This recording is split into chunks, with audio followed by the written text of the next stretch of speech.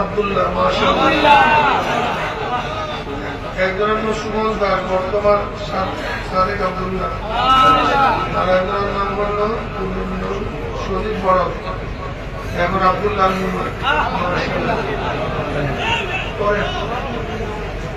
সবাই দিকে আসেন।